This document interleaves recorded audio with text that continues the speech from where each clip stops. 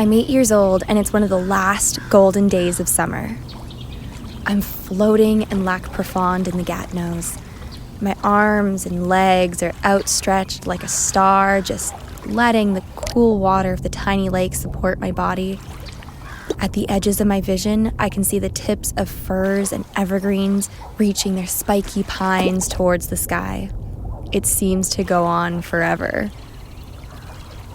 My ears are underwater, so sound moves slowly and everything seems so still. I know that soon I'll have to swim back and lower my feet into the squelchy silt that lines the bottom of the lake, that life will resume and we'll head back to the city. But for this moment, I feel so calm and happy, so lucky to live in such a beautiful country. I'm Sarah, and this is The Big Melt.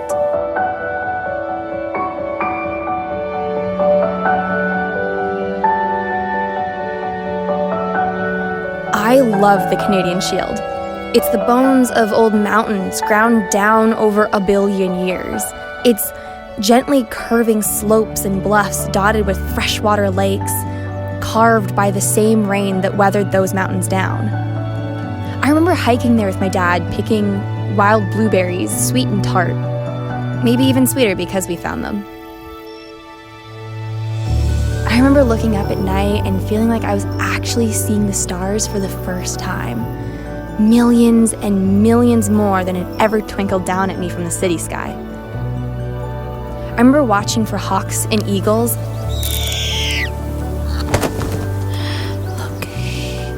That would perch on the old dead spruce that had been split in two by lightning and blanched white by the wind and the rain. Canada is an incredibly beautiful country. There are vast wildernesses barely touched by people. Parts of it that are still truly wild. My childhood visit to Quebec may have taught me to love the outdoors, but catching the occasional glimpse of a fox was as wild as it got. Actually, no, I take that back. I was a boss frog catcher. The trick is to cup your hands in front of where they're about to jump, not where they're currently resting. Also, make sure not to touch their skin because that's how they breathe. And, where was I? Yes, the wild. If you truly want to experience the wilds of Canada, you have to go north. That's what this episode's all about. Home to grizzly bears, polar bears, orcas, seals, gray wolves, Arctic foxes, moose, reindeer, walruses, and of course, the mighty and majestic marmot, which are ground squirrels that can live up to 18 years and sometimes just sit on their fluffy little butts with their legs splayed out so they look like they're just straight up chilling. Cute. All of these amazing creatures call the Arctic home. So all of them are affected by the loss of habitat and changing weather conditions up north. Some much more seriously than the others. But straight up, I really don't know too much about it. I guess because it's so far away from where most Canadians live, we don't think about it that much. It might as well be a totally separate, snowy planet in a galaxy far, far away. So I hit up some listeners to kick off my Arctic exploration. So first off, let's see what everyone's favorite Canadian animal is. My favorite animal, that's hard to choose. The chipmunk, the spirit bears. I like bald eagles. I really like the moose. A moose. And I also like deer. I like raccoons. Probably snowy owl. I love beavers too. Wolves. The peregrine falcon. I think I like polar bears the best. All of the above. Yes. I like them because they're ours. Yeah, they're Canadian. They're born Canadian.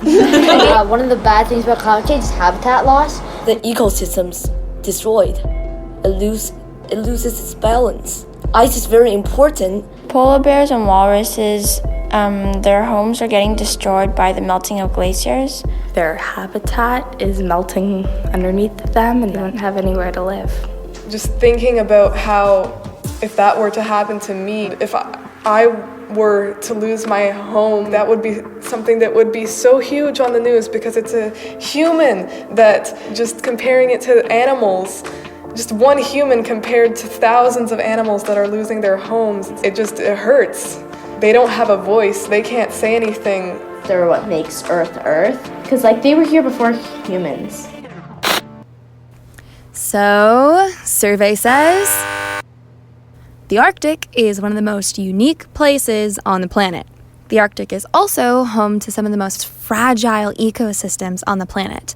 Very specific environmental conditions are necessary to keep it in balance, and it's particularly vulnerable to rising temperatures.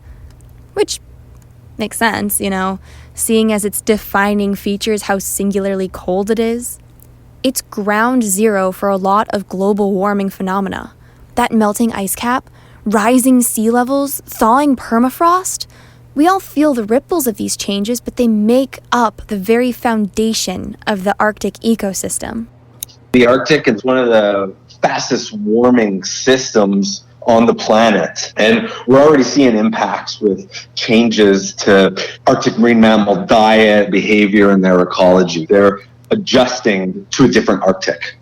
This is David Yurkowski. He's an Arctic researcher and all-around awesome dude. I talked to him about the importance of sea ice for Arctic wildlife. Let's jump into the call. Hello, Dave Yurkowski here. Hi, David. I'm Sarah. It's so nice to meet you. It's nice to meet you as well.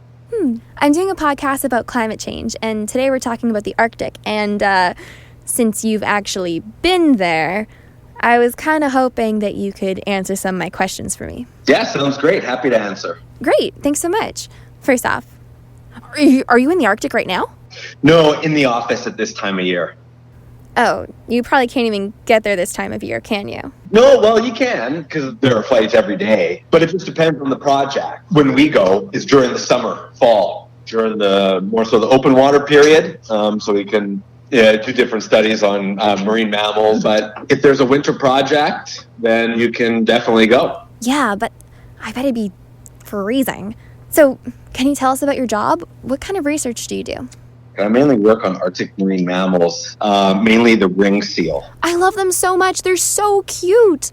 But why did you pick the ring seal as opposed to a dolphin or something? They're an iconic Arctic species, very culturally important to the Inuit.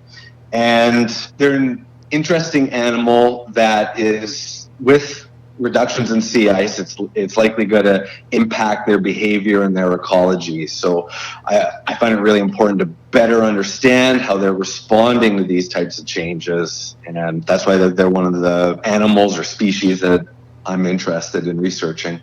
Amazing. So ring seals can actually tell us about the effects of climate change. Can you say how habitats in the Arctic are affected by it? Yeah, one of the main habitats that's affected, of course, is sea ice. You get warmer sea surface temperatures, it's going to melt ice and degrade the ice. So it's affecting the habitat on many Arctic species that rely on sea ice. Or one example would be ring seals, where they rely on sea ice as a substrate during the overwinter period, where they make hollow layers underneath the snow on top of the ice, and they overwinter in those. So the snow and ice is very important for the life of ring seals across the Arctic. Yeah, ice is so important for all these Arctic animals. They practically live on top of it, so losing it is basically losing your home. Yeah. Now, it sounds so cool to work on a northern expedition. Can you tell us what the coolest part of your job is? Many times in the summer to go up and you set up camp with community members and as part of your research team. One thing that I've done is go up to capture and deploy satellite tags on ring seals to see where they go and why they move to these different areas. So part of it is I've been able to live handle many of the iconic marine mammals out there, ring seals, narwhal. So that is one of the best parts of the job for sure. Whoa, just a second. Narwhals? You mentioned catching a narwhal for tagging? How do you even... how do you handle a narwhal? Yeah, so part of it, you set nets from shore, and some narwhal or a narwhal will swim into the net, and there's a couple boats or a couple zodiacs that would bring the animal to shore. It takes a big team to handle the animal. I mean, you're in shallow water. The animal's still in the water, and it's about a 20-minute to half-hour tagging process where there's a couple people handling the tail, a few people handling the foreflippers as well, and you're taking measurements and samples and putting a tag on the animal as well. And it's a similar process that we do for ring seals as well, but they're much smaller and easier to handle. You don't need as many people as you do for a narwhal. So, when you're on the ice trying to tag a ringed seal, have you ever been surprised by a polar bear? Thankfully, no. Is it something to worry about when you're out there? Yeah, it is. So, whenever you're working out on the land, you always have to be cautious and aware of polar bears. So it's always good to have a team member that's kind of always on the lookout to a certain extent, because that is a big safety concern. Ugh, sounds scary. Well, make sure to stay vigilant. Yeah. Now, to end this interview, I want to ask something more personal. Can I ask, how did you end up in Arctic research? What got me interested in the Arctic was actually my first field trip to the Arctic, which was 11 years ago to Arviat Nunavut. And just to experience the Arctic. It's a very majestic place that's changing very rapidly as well. So just to experience that and be part of these opportunities is a great thing with Arctic research. Well, thank you so much for answering all these questions. Arctic research sounds so amazing. Thank you very much. It was great to be a part of it and answer your questions. All right, great. Bye. Okay, thanks. Have a good one. Wow, what a cool job. No pun intended. We'll be right back with the Big Melt.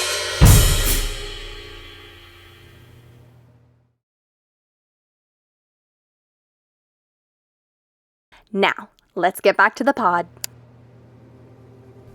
Anyways, because the Arctic is so vulnerable to environmental changes, the people and animals that live there have been forced to adapt at a rapid pace. The world they knew is literally melting away. You know, Tuktoyaktuk, a village located in Nunavut, may be the first community in Canada forced to relocate their homes, as the northmost peninsula of their town is consumed by rising tides and erosion. Part of adapting to these changes is tracking and documenting them, and that's the central mission of Tuktoyaktuk's monitoring program, an ecological community initiative to gather climate change data using traditional Inuvialuit methods. This is actually really, really cool and really, really important. You know, most of the time when we talk about climate change, we understand it using scientific methods developed by Europeans. This is an important way to understand the problem, but it's not the only one. There are communities that have lived in balance with their ecosystem for thousands of years, and over time have learned to listen to and read their environment in ways that Western science just misses. So the program's projects include recording where certain types of berries are growing or the height of rhubarb stalks, and observing how changes in growth patterns reflect shifts in temperature and rainfall. These traditional methods of knowing nature complement scientific research and keep communities actively engaging with their environment, which is important as that environment changes. I am so super lucky today because I get to talk to Charlotte Irish, who coordinates this program. She is right at the forefront of combining traditional Indigenous monitoring methods and modern climate science. And she does this by leading a super cool team of people in her own community on data gathering expeditions. So I guess I'll give her a call. And here we go. Hello. Hi, Charlotte. Hi. Hi. How are you? Good. How are you? I'm doing good. Is it a good time for you to talk? Yes. I just got back into the office from the field collecting data for a project. Oh my gosh, that must have been so chilly this time of year. Yes, it is very cold. The wind chill is like minus 40. Oh my gosh, I think it's minus 5 here, and I'm hardly standing that. Oh my, lucky. Well, okay. Can you tell me a little bit about the project? The Tuktoyaktuk Community Climate Resilience Project. It's a 3-year community-based climate monitoring project. Since Tuktoyaktuk has been experiencing a lot of erosion, the community corporation thought it was a good idea to develop this project through Indigenous and Northern Affairs Canada, who funded us for 3 years. Yeah, I heard a lot about the erosions there. Can you explain to us, how does climate change affect your village? Climate change is taking a toll at the point of Tuktoyaktuk. The hamlet is in the process of moving approximately 4 houses on higher ground. Not sure I got you. The hamlet is moving houses? Yes, the hamlet is moving houses due to the erosion. The houses are almost falling into the ocean. That's so crazy. I can't believe that. Yes. Okay, so coming back to the Tuktoyaktuk Community Climate Resilience Project, what sort of things do you monitor? Currently, we're monitoring 2 lake locations, which used to be old traditional fishing lakes. We measure snow depth, ice thickness, permafrost depth, water turbidity, water temperature, the ice thaw and freeze date in the harbor and the ocean, and also plant leaf blooming date. Oh, right. Speaking about plants in blooming, I saw an article about the project that you monitor a plant called cloudberry. What is that? It sounds like something you'd have to eat to level up in a video game. A cloudberry is locally called an ukpik. It's shaped like a blackberry. It's orange in color, and it's more sour. Wait, so if it's shaped like a blackberry, can you make jam out of it? Yep. People make jam out of ukpiks. That sounds so good. It is very good. Now, okay, can you tell us how the monitoring actually works? We have local Inuvialuit trained climate monitors who go out and collect the data. They're also the ones who have chosen the lakes we're monitoring, that they're traditional fishing lake. We're also doing interviews with elders and active harvesters in the community to obtain more knowledge of the lakes and climate change. So did you notice any changes since you started the monitoring? Well, in my time in Tuktoyaktuk, I've noticed that there has been earlier thaw dates and later freeze up and less snow depth, less snow. In the interviews that we were doing with elders, they mentioned that there used to be a lot of blizzards back in the day. Now we barely have maybe 4 or 5 a winter. But wait, isn't it better if there are less blizzards? Yeah, it's abnormal for us, but we have the wind, but there's just no snow blowing, to make the blizzard. Oh, gotcha. Yeah. What do you wish the rest of Canada knew about the North? That climate change is important, especially to us who live in the North, because we are being hit by climate change the most. Our land is being eroded, temperatures are changing, routes for hunting and trapping are changing due to thinner ice conditions. It's terrifying, and it's amazing at what climate change is doing to our Inuvialuit land. Yeah, here in the South, we don't really feel the effects yet. But for you, climate change is not just a threat, it's a thing. It's already affecting your life. Yeah. I hope that when people are more aware of the things that happen in Tuktoyaktuk in the North because of climate change, they'll realize how important it is. Yeah. Well, thank you so much for talking to me, Charlotte. Yeah, no problem. Yeah, it was great. Yeah. Thanks so much. Okay, right. Thanks. Bye. Bye. Wow, you know what I just realized? Charlotte lives in Canada, but she's further away from us than, Paris. I mean, Paris, France, not Ontario. Oh, shoot, I totally forgot to ask what her greatest polar bear encounter was. Speaking of which, it's time for the climate myth of the week. And this week, it's there are more polar bears than ever before.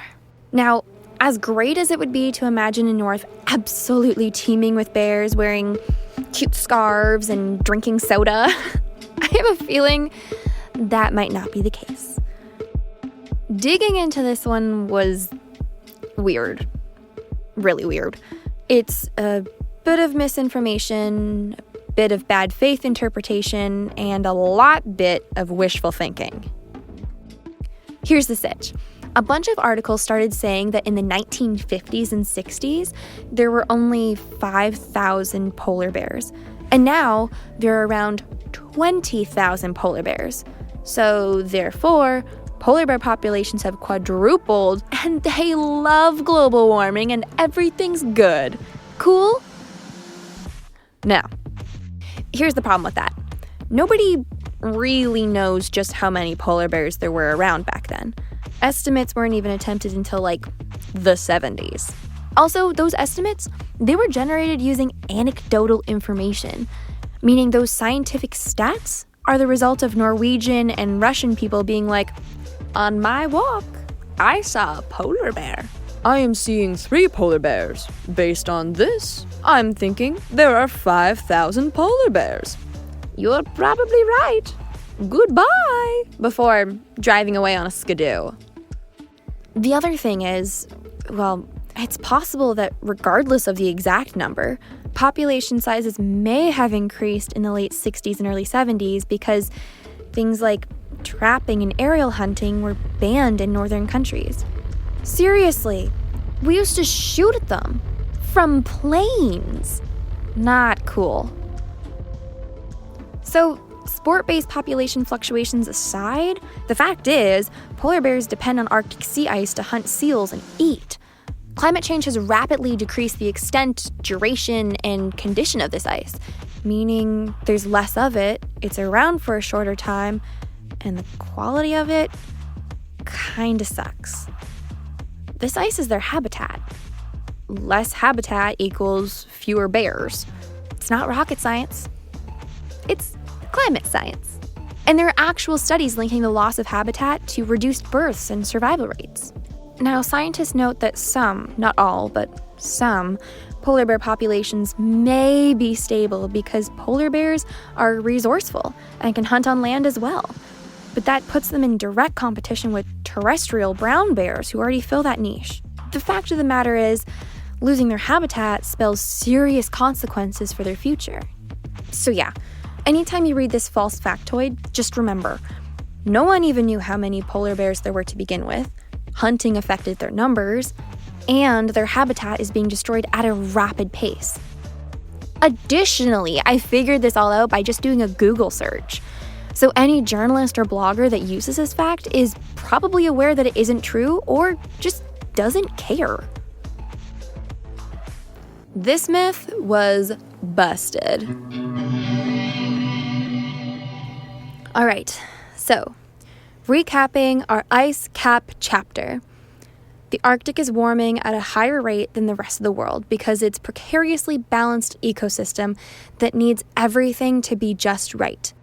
The Goldilocks of ecosystems, if you will. Luckily, climate heroes like Charlotte Irish and David Yurkowski are figuring out ways to understand the changes using both scientific and traditional methods. So we can fix things using both scientific and traditional methods. A pair I totally ship. And next week, things are gonna get personal. We're gonna take a bite out of the problem. I hope it's not more than I can chew. All right, see you guys next week. Bye. We can keep setting our world on fire. The Big Melt Podcast is brought to you by Earth Rangers and hosted by Sarah Marks. It is written by Lee Lawson, directed by Stefan Richter, and edited by Nitai Steinberg. Production assistance by Avneet Sandhu.